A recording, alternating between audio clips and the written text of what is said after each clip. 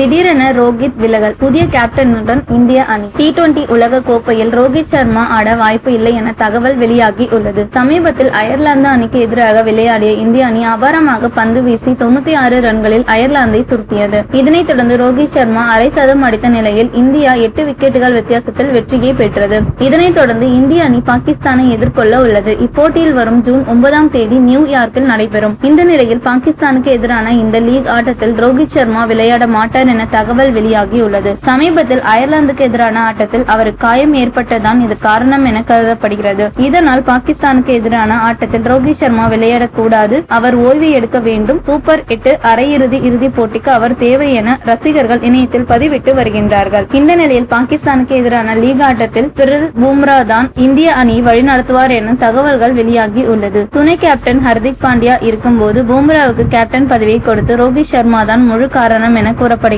அமெரிக்க மைதானங்களில் வெற்றி பெற்ற பந்து வீச்சுதான் முக்கிய காரணமாக இருக்கிறது. ஹர்திக் இன்னமும் 4 ஓவர்கள் வீச சிரமப்படுவதால் கூடுதலாக கேப்டன்சி அழுத்தத்தையும் கொடுக்க வேண்டும் என கருத்தான் ரோஹித் இந்த முடிவை எடுத்திருப்பதாக இதனை அணி மீட்டிங்கில் ரோஹித் ஓபனாக பேசியதாக கூறப்படுகிறது.